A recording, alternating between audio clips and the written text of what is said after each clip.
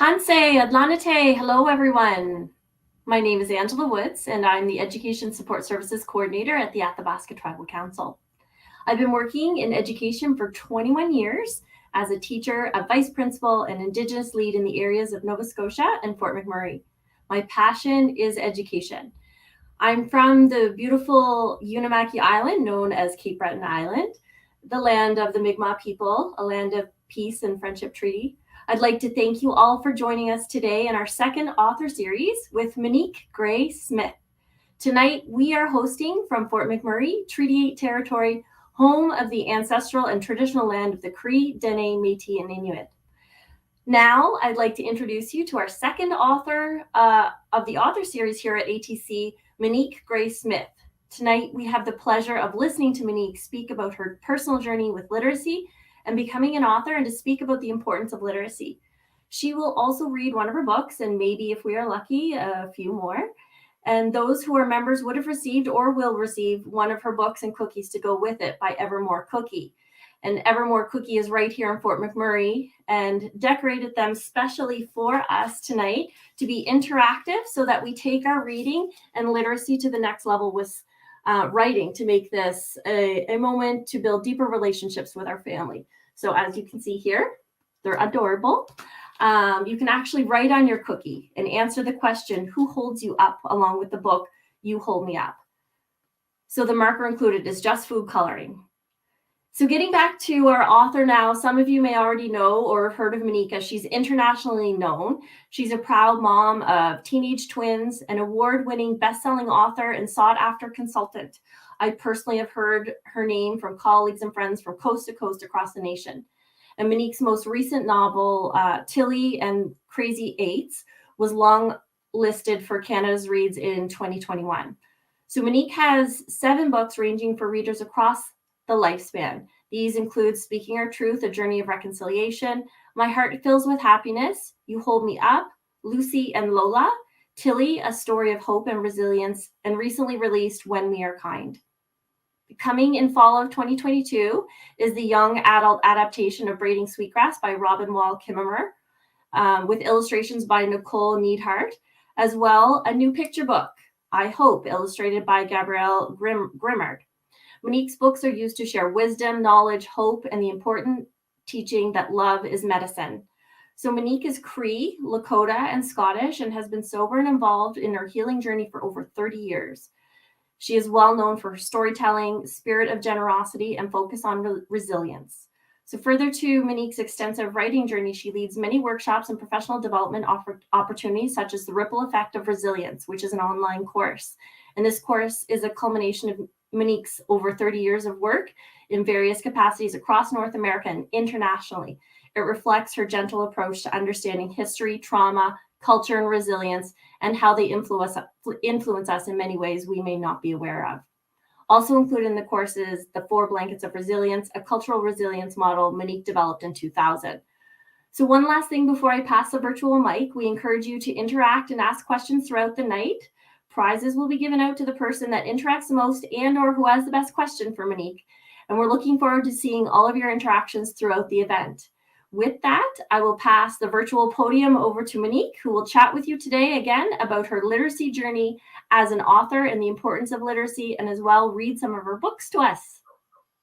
Tanse and Dotimak, Mitanin and Askomon, and Kinanaskomotin, Angela, and to all of you for being with us this evening and the beautiful invitation to be with you.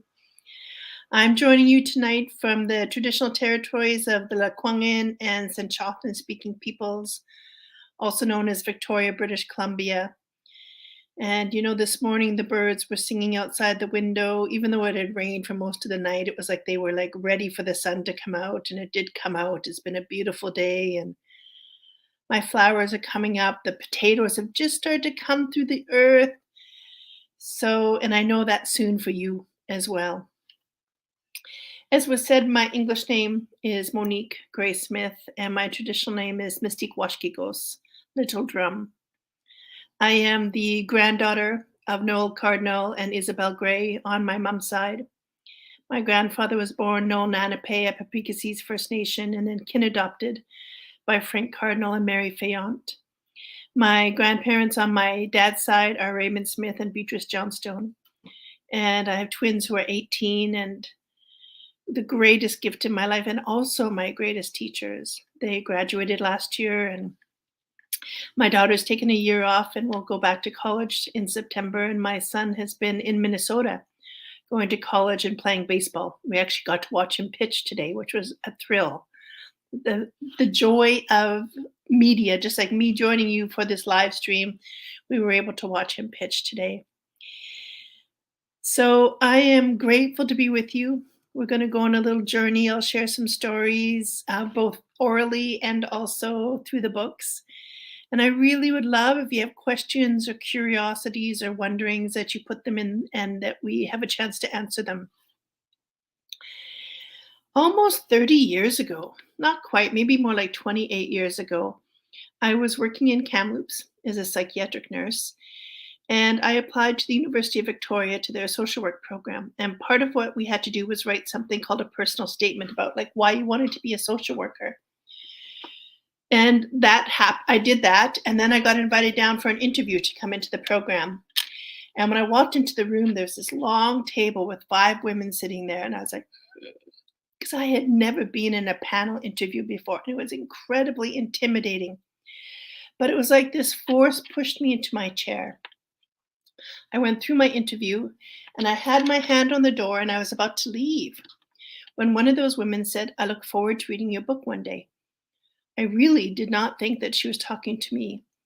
At that point, I was 6 months sober and I didn't graduate from high school. My drinking and use of drugs really impacted me in high school. And even though I'd gone back to get my grade 12 and then gone to nursing school, I still had a lot of self-limiting beliefs about who I could be in the world. So when she said that, I didn't think she was talking to me. I opened the door and I was walking out when she said, "Wait, Monique, I'm talking to you. I look forward to reading your book one day." I got out of that room as fast as I could, almost ran to my car and got in my car, and I had a little 1976 fire yellow Toyota Corolla at the time, and I was sitting there and I was covered in goosebumps and my heart was pounding. Something in me had woken up. And what she did was, in my teachings from Treaty 4 as a Nihio Esqueo, there's this teaching that we speak the future for people so that all kinds of things can come into play when that future is in alignment with the gifts that we've been blessed with.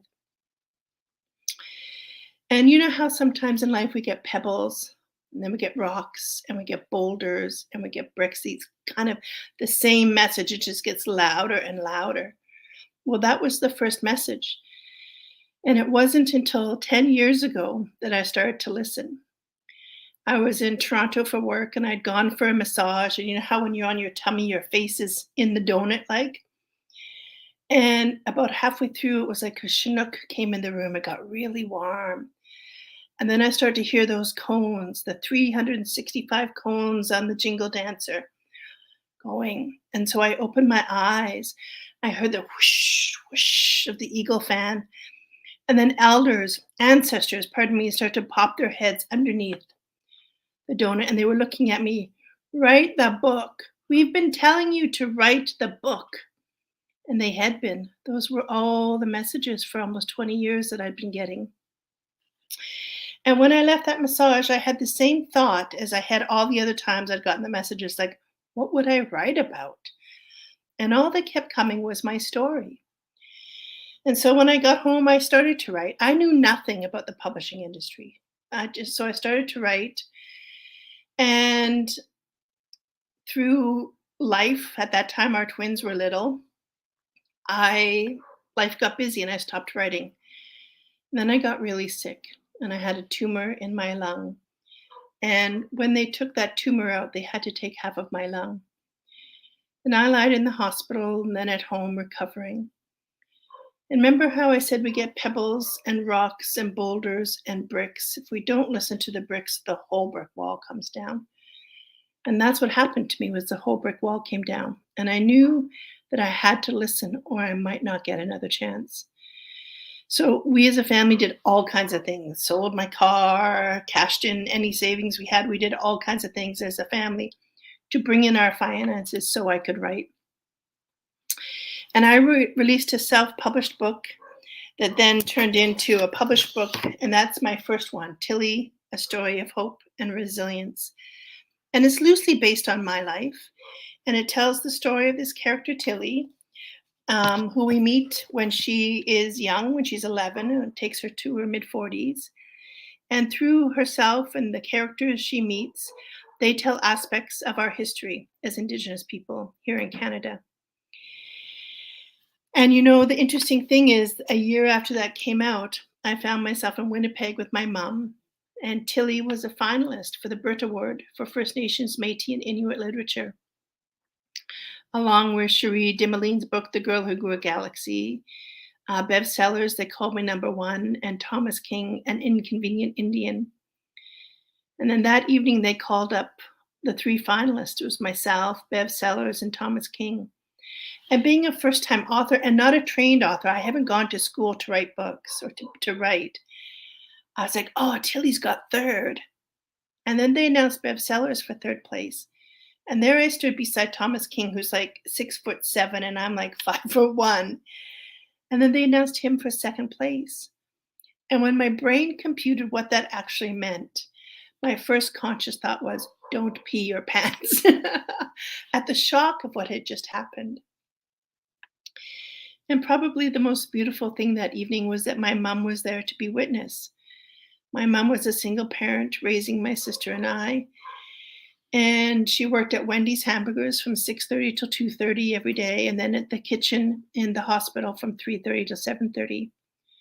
So as a single parent, that win for me that evening was as much hers as it was mine. And then came the children's books, but the gift of me being with you here this evening, the gift of the 7 books that are out, the 2 more that are coming in the fall.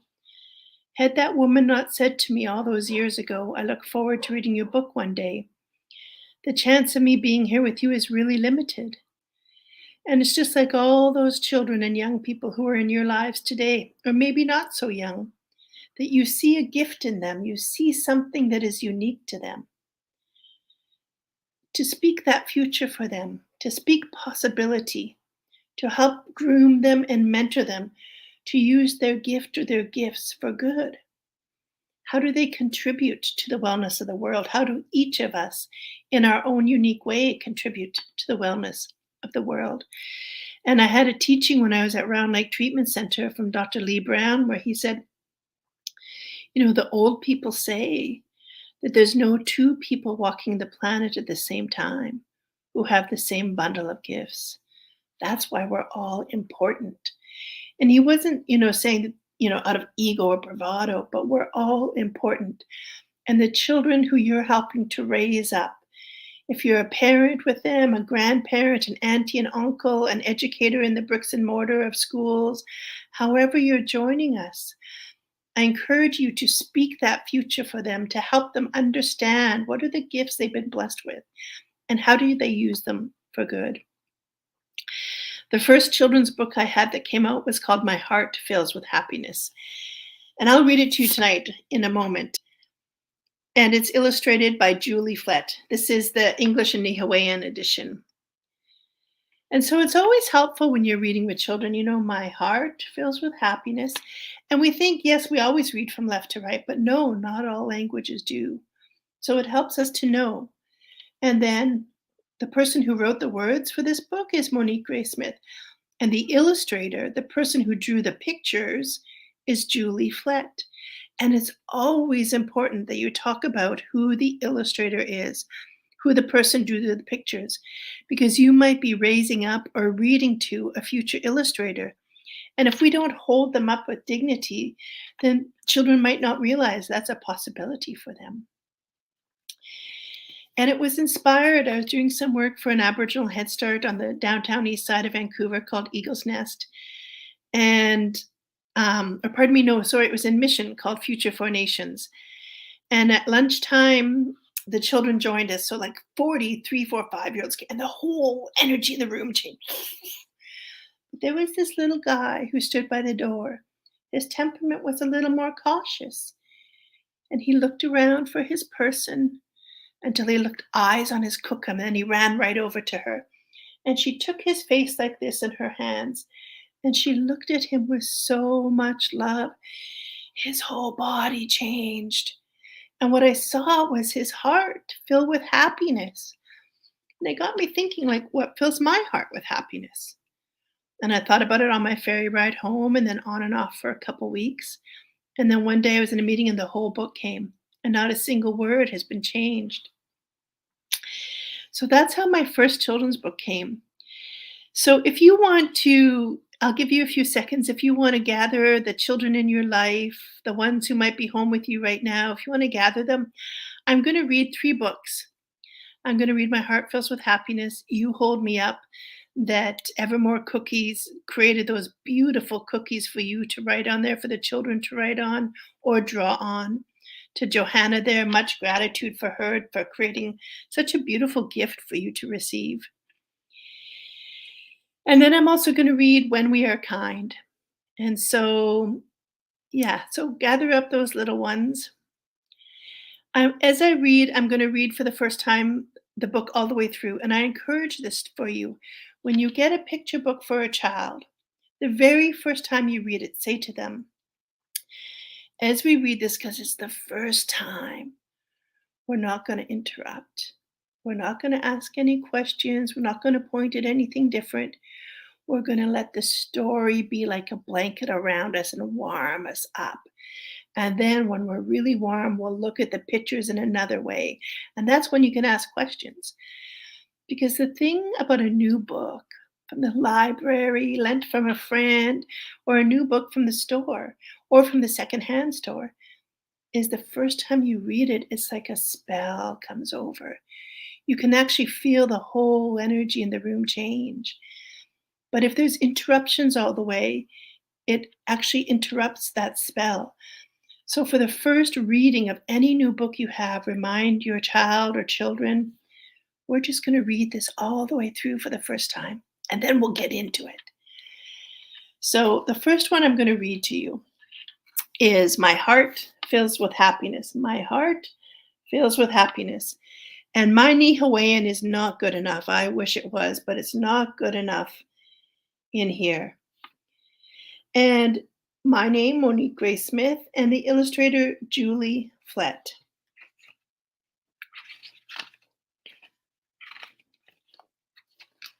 All right. So I'm going to show you the picture and I'll read off to the side.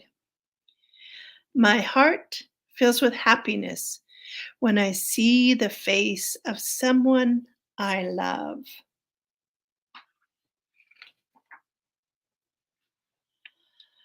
I smell bannock baking in the oven.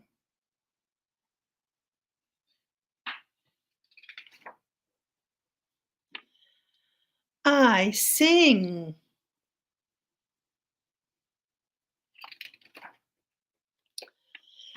My heart fills with happiness when I feel the sun dancing on my cheeks.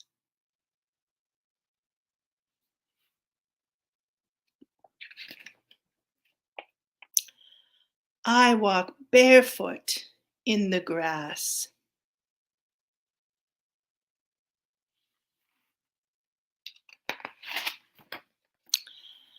I dance.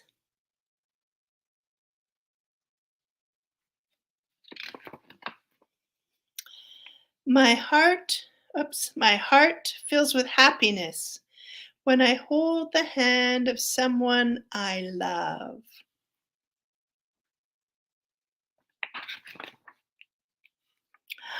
I listen to stories.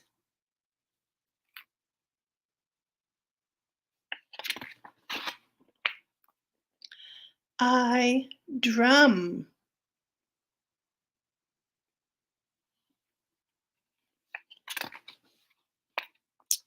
What fills your heart with happiness?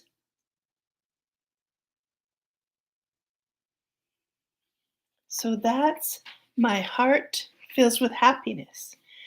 And then, Julie Flett I think she's like the matriarch, like the grandma of Indigenous illustrators. She has so many beautiful books. Not only does she draw the pictures, but she also writes the words in some books. And at the end, she included this beautiful illustration. I'm not sure if this is a grandpa or an uncle or a dad out with the little one. And look at the sea, the narwhal, the unicorn of the sea. So if we look at this book a little bit more, this beautiful page here. My heart fills with happiness when I smell bannock baking in the oven. And you can see in this picture, right, the love between the three of them as they're waiting and as the smell of bannock begins to fill the air as it bakes. And the little puppy dog waiting for when there'll be crumbs on the floor. Right? And you can still see some of the things that were used to get the bannock ready to go in the oven. And that's a great page to ask children, like, what do you love to bake with your family? Or we haven't baked together for a while. What would you like to bake today or tomorrow or on the weekend? Just as a reminder for these things that we do together that really fill our hearts, but also to think about if we bake something today, who could we take it to? Can we double the recipe? And in that doubling of the recipe, you can do some math, but you also begin to have this relationship of that share. Who can we give this to? Who can we share? And when all of us, and I'll talk a little bit more about this when I read When We Are Kind, but when we are kind in our brain, what actually happens is that stress hormone called cortisol, which is everywhere right now with things that are unfolding, it goes down. And this hormone called oxytocin that makes us feel really good. It's like the love hormone. When we cuddle up, it feels good. Then that is released more. That's why being kind is so important. And this illustration Julie did, my heart fills with happiness when I hold the hand of someone I love. When you look at many of our books for our children, you see some of our teachings embedded in the words and in the illustrations. Like if you look at this illustration, they've gone picking sage. And if you look, they've left lots of sage. They've just taken what they need, right? One of our teachings, you only take what you need, or you only take what you're going to share. You never take it all. And so in the illustrations, there's so many ways for our teachings to unfold. And then this last page, what fills your heart with happiness? I put that in as a question at the end because when my twins were little and my niece, if there was a question in a book, they always wanted to answer it. Like it was another way to engage them in the reading. And when I was writing this book, I was thinking so much about my mom, actually, as the book came, because she was always so mindful about how she tucked my sister and I into bed, about how were we feeling, and that she really wanted us to feel happy or joy or content or peaceful before sleeping, because somehow she knew that sleep is like a form of medicine, right? Think about yourself. If you don't get a good night's sleep, what happens the next day? It's the same with the children. And so happiness is a chemical in our brain that helps us to calm, so we have good night's sleep. And so I was thinking also about when I would read with my kids, like they always wanted to be cuddled up close, right? Stuck in so everybody can see the pages, or they'd put a hand on your knee, or they put, a hand on your face, or my daughter would play with my hair.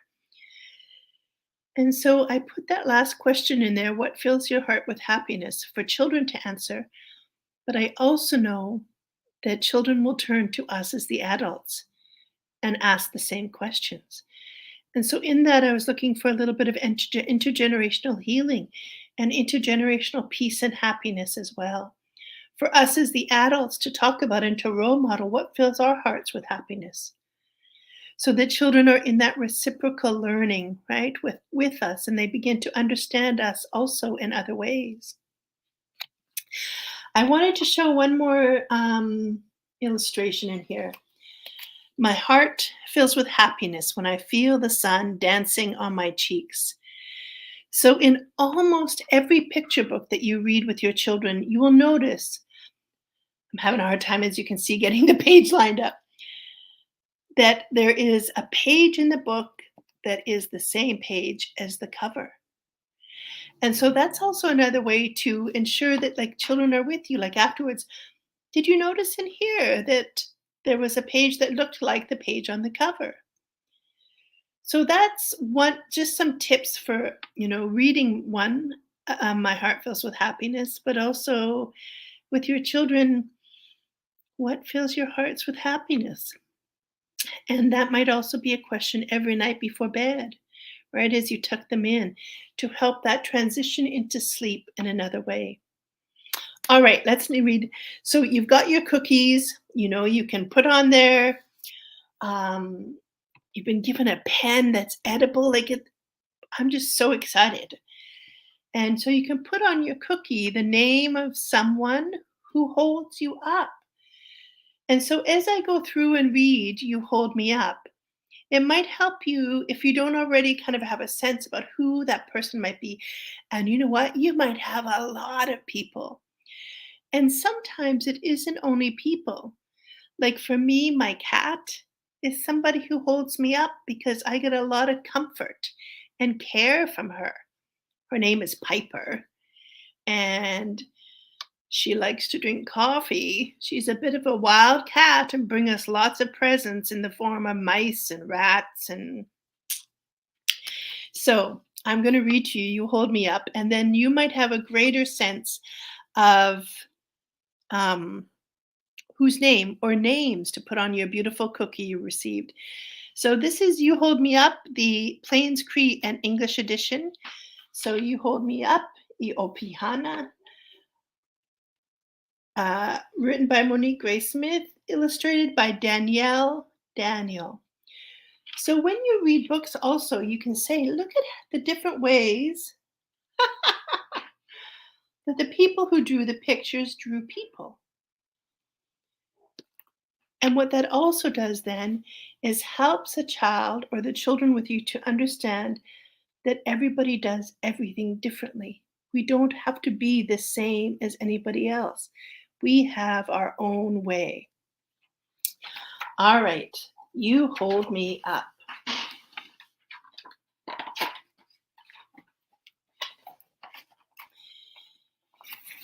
You hold me up when you are kind to me.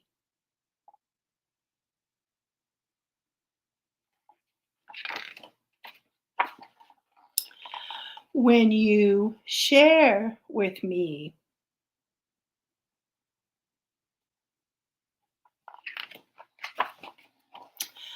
When you learn with me.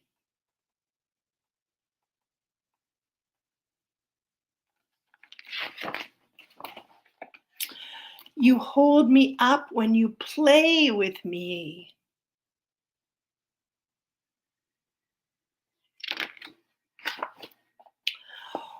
When you laugh with me.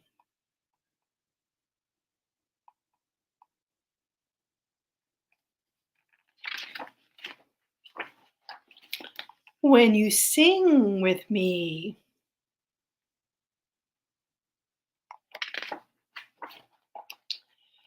You hold me up when you comfort me.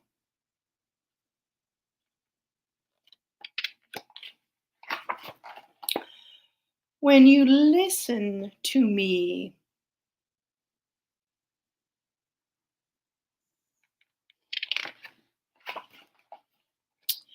When you respect me.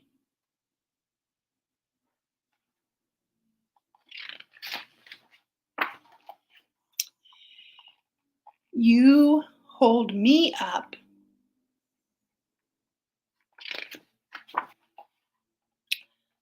I hold you up.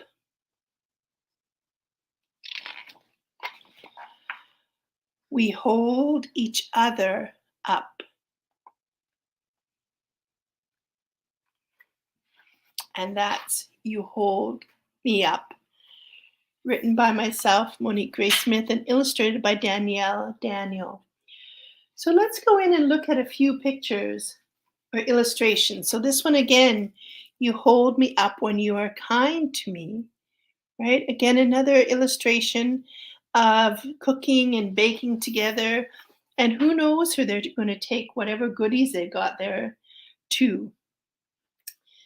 When you comfort me, when you take care of me, when you share with me. And then this last illustration, we hold each other up.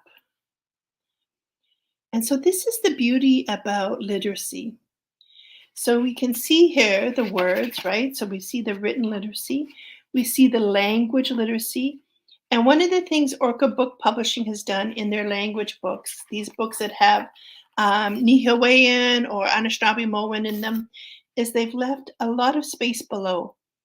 So if in your home you speak Inuvialuit or Inuktitut or you speak Dene, then you have space on every page to put your language, or maybe you want to put Cree syllabics in there so that the children see themselves on the pages, they experience themselves on the pages, they see their language.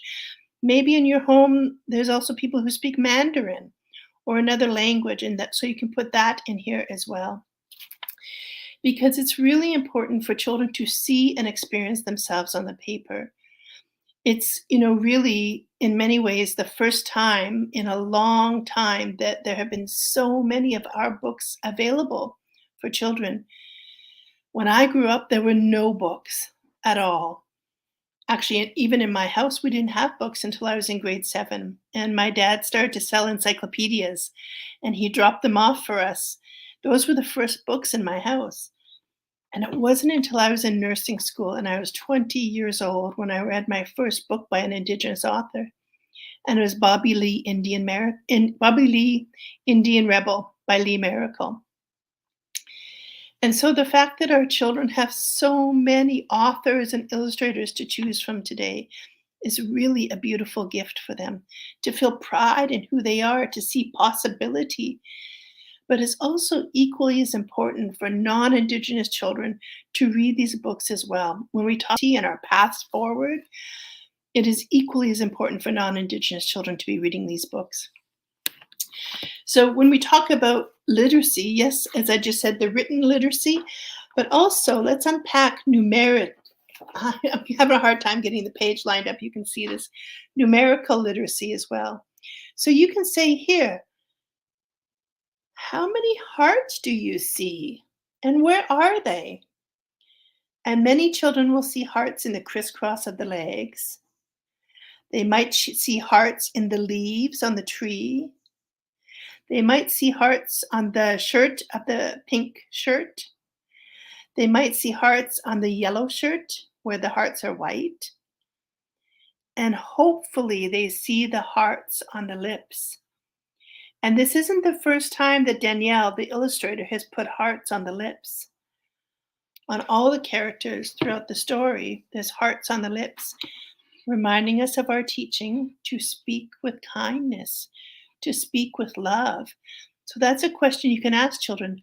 Why do you think the person who drew the pictures, the illustrator, put hearts on everybody's mouths? What does that mean? And if you want to go a little bit deeper, how does it feel when somebody speaks to you like they have a heart on their mouth?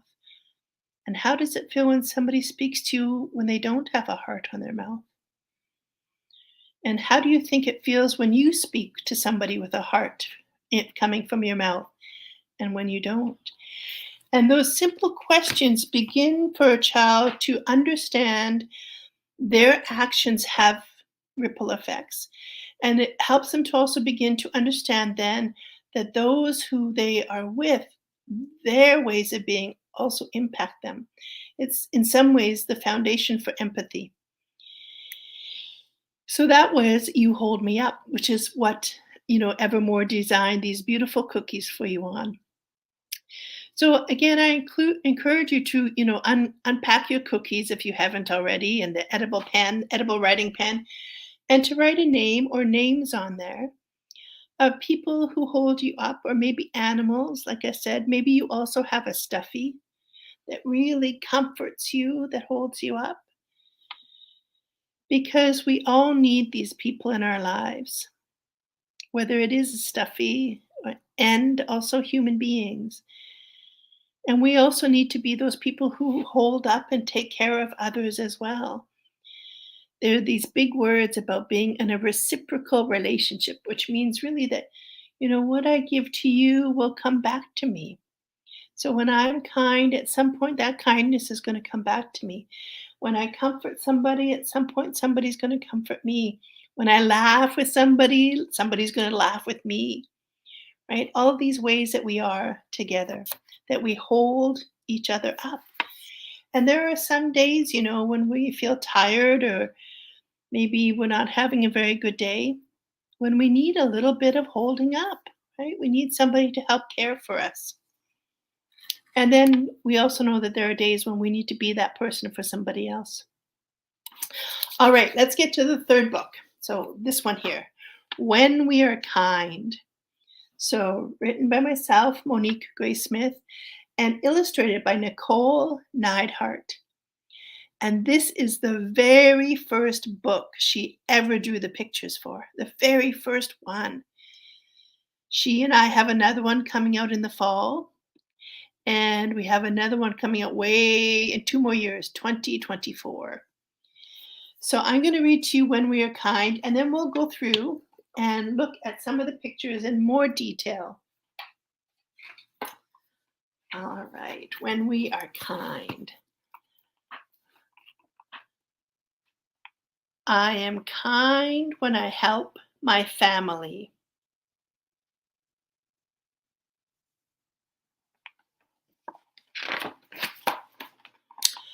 I am kind when I share with my friends.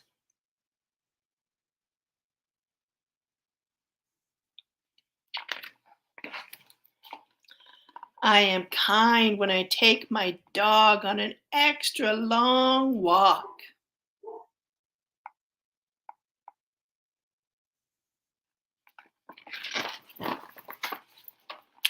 I am kind when I help my neighbor.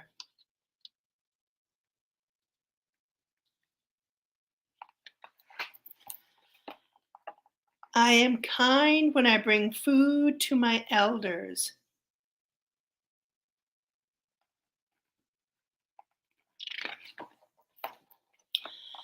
I am kind when I only take from the earth what I need.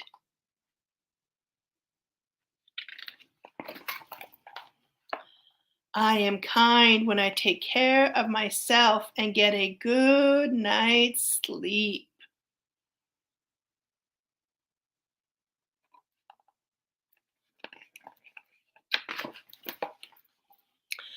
I feel joy when my family and I are kind.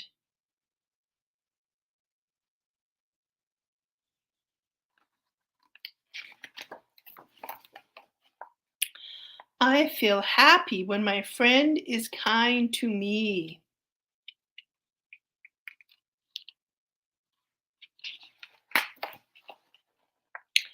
I feel comforted when my cat is kind to me.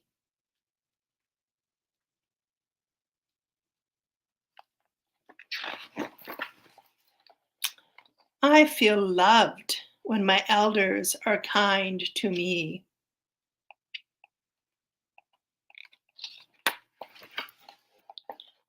I feel grateful when the earth is kind to me.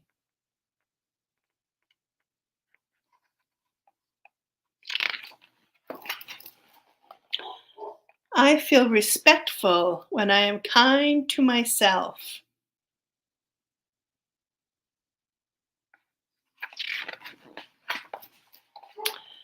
When we are kind, we remember we are all related. That's when we are kind. So let's look at a couple of pages in this with Nicole's beautiful illustrations. I am kind when I bring food to my elders. So it just helps children who may already be growing up with this teaching to be reminded of it.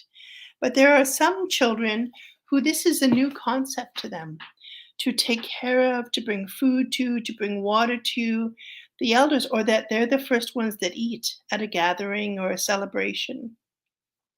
So again, we see how the illustrator Nicole Neidhart weaves in some of our teachings as Indigenous people that are similar no matter what nation you visit, or very similar no matter the nations. As well, I am kind when I only take from the earth what I need. Here, picking berries. And you can see how the illustrator uses color. So your eyes start, they come up around the berries. They might notice the earrings. They might notice then how the sun is a similar, just a bit, the shade of the sun is a bit down to the berries and around.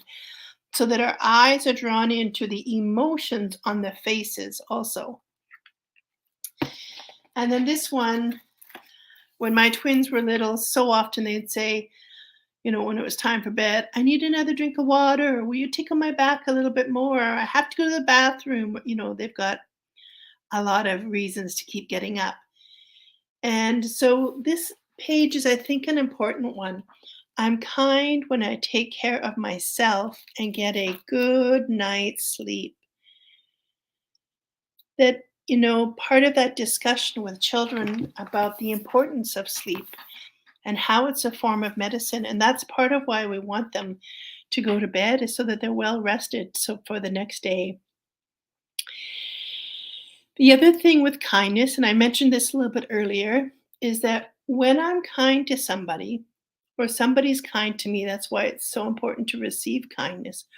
Or even if I see an act of kindness between two people, in my brain, that stress hormone of cortisol goes down and the love hormone of oxytocin goes up. And that love hormone allows us to connect and feel like we belong, which is so important for children in their development, to feel like they belong. Not that they're included, but that they belong. It's a very different feeling. And that's what love does. That's why it's a form of medicine. And that's why kindness is so important, is because it helps the brain to release that chemical so we feel like we belong, like we're connected. So those are the 3 children's books that are out now, coming this fall, and you're able to pre-order it at Orca Book Publishers at their website. Is another children's book called I Hope. And I'm so excited about this book because the illustrator has done a magnificent job, Gabrielle Grimard. And, you know, it's always curious to me because the publishing industry can take a long time. So I wrote the words for I Hope in, I'm not sure if it was 2018 or 2019. And that's when this book started. And it's going to come out just at a time as we're heading back to school, when we will be in somewhat of a time of recovery from these last 2.5 years of COVID, and in a time when people might need hope. And so it's always interesting to me when a book comes out, because when it starts is not anywhere near how long it takes for it to come out. So I'm going to open the floor to see if there's any thoughts or questions or curiosities at this point. Awesome, Monique. Just listening to you read your books, it's such a soothing, calm aura about you. So I'm sure I not only speak for myself, but the people who are listening, that, you know, everybody's feeling pretty calm right now, you know, about kindness and respect and having those conversations, but also, you know, integrating them into our daily conversations with our children and creating more communication and you know, moving forward with that as well. So thank you for sharing. I did want to comment too that Julie Flett, we tried to get a hold of her to be part of our author series, but she is extraordinarily busy. She was also an illustrator for Richard Van Camp, and he spoke to her as well. But also one of your books, the one we have today, the You Hold Me Up, Danielle Daniel is going to be our next author in our author series too. Fantastic. So it's funny how it all sort of, comes together full circle in that sense, right? That circle is always there. So you guys are very closely connected. Fantastic. Yeah. So to get to our questions, we have a few questions here, a lot of beautiful comments towards your books and your journey. And the first question that we have is from Shirley Mercredi. And she says, what advice do you have for one interested in writing, but having never written before? Oh, awesome question, Shirley. Just start writing. Lots of people say, oh, you have to have an outline, or you have to have this, you have to have all that. For sure, for some people and their style of writing. But I think if we just start to write, I'm not sure if you're wanting to share your story or ideas or teachings, or maybe you have a whole story created, to just start writing. And the other thing for me is I actually use my phone a lot, because I'm not trained as a writer at all. I've done no courses. Well, I've done one course with a friend, but I haven't done any training. But I spent a lot of time in high school in the hallway for talking too much, because I grew up with stories. Like I said, we didn't have any written books until grade 7, but we had a lot of stories. So I set up my phone. If you have this ability, Shirley, like you're sending yourself an email, hit the button that looks like a speaker and start talking, and it will send the email to you as text. And there's your first draft, or, the first chapter or the first paragraph, and just start. And be really, for me, I always start with ceremony and I always end with ceremony. So that might be a piece also that just kind of opens for you. If you go to my website, which is moniquegraysmith.com, maybe Angela, maybe you could put it in the comments. That would be helpful. Thank you. Yes, we can do that. My email is there. Feel free to email me, Shirley. If you have any questions or want me to read anything, I'd be honored, actually. Yeah. So thank you for your question, Shirley. Awesome.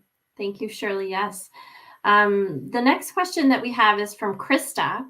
And she says, my dream is to write a book. I feel like it's just a dream and I can't attain it. Any tips on encouragement to pursue starting to write? So anything over and above, it is her dream. So yes. So I gave some tips already with Shirley. The other thing is to go to bookstores or to the library, or to maybe you've got lots of books in your home, and think about what books do I really love, and then who publishes them. So, for example, all 3 of these books I read to you are from Orca Book Publishers. Many of the books Richard Van Camp does for children are also from Orca Book Publishers.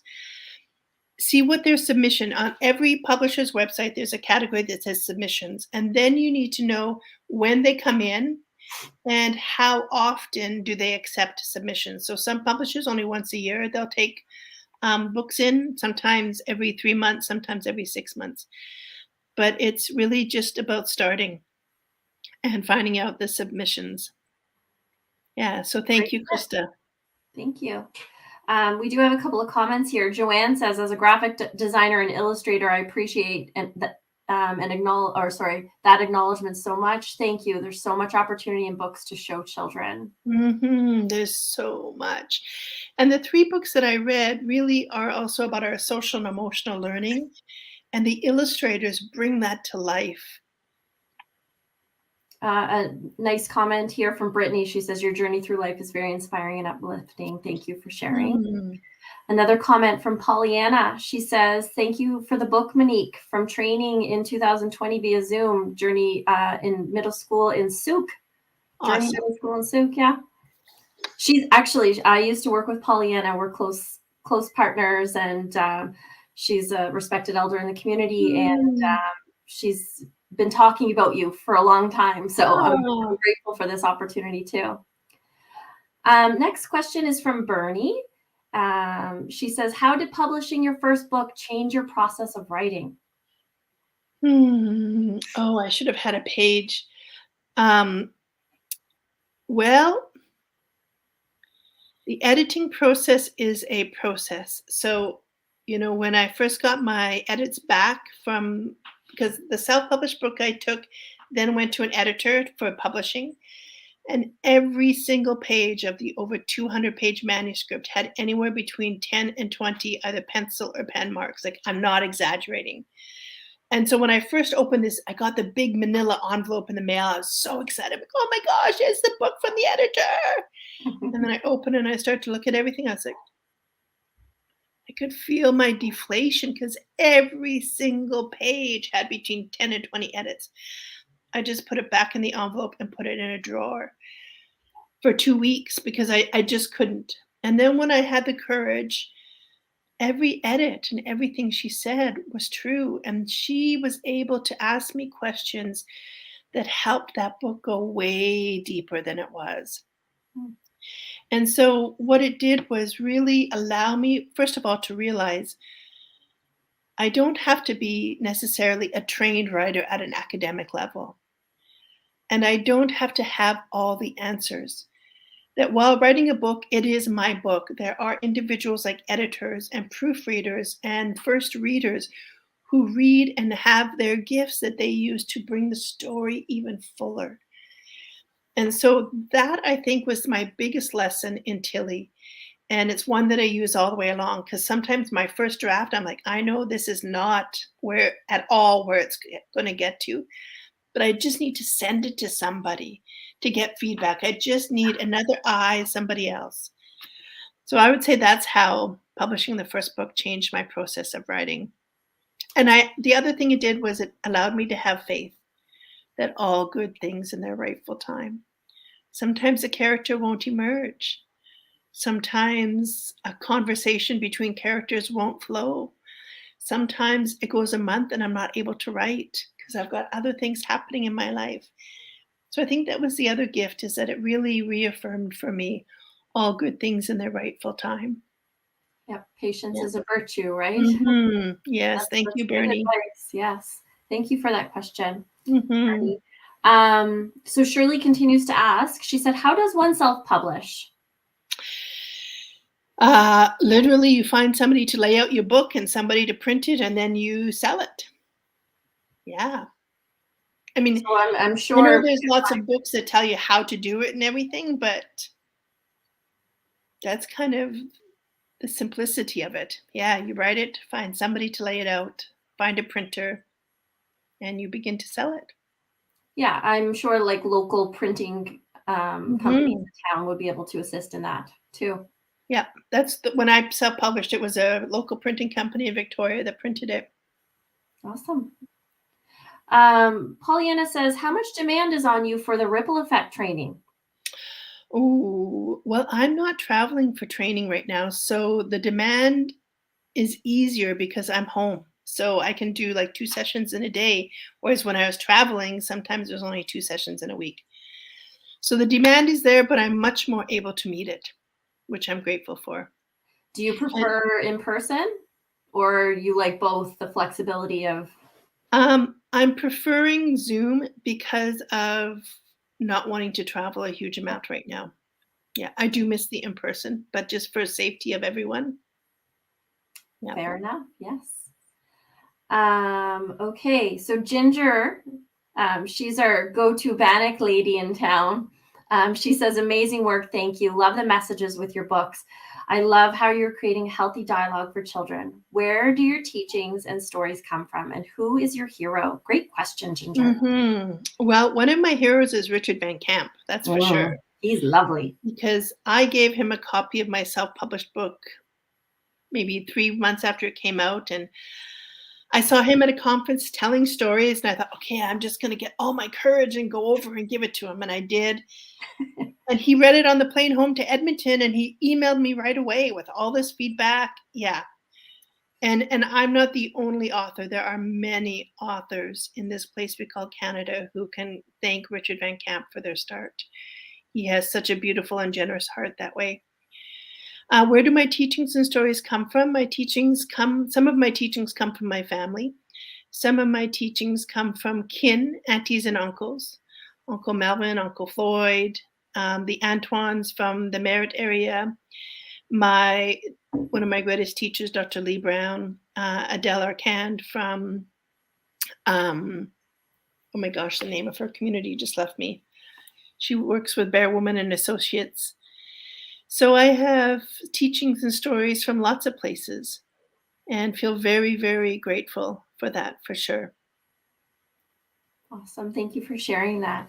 And we have one last question, which is great because we have 4 minutes to conclude the hour that we've invited you to be part of this. We wish we could have like hours and hours, but we do have bedtimes and that sort of thing. But Bernie asked, what's the ripple effect training?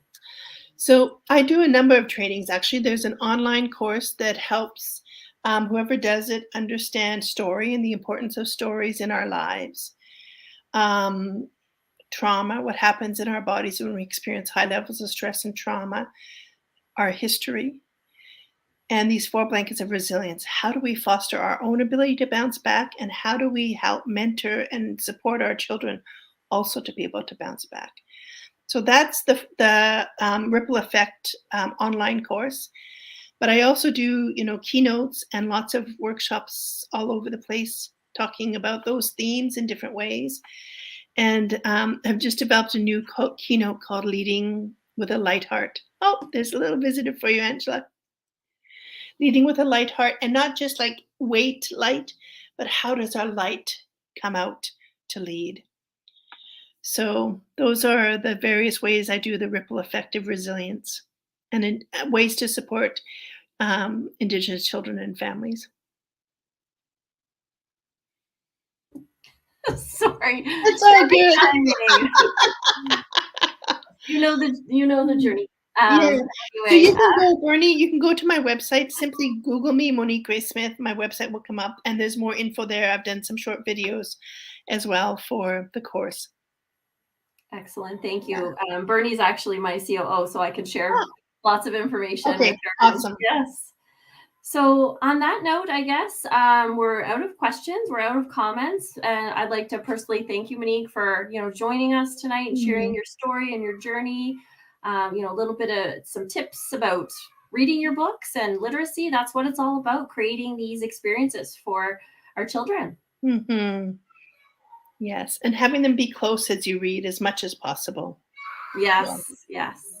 All right. Have a beautiful evening, everyone. Good night. Yes, good night, everybody. Thank you.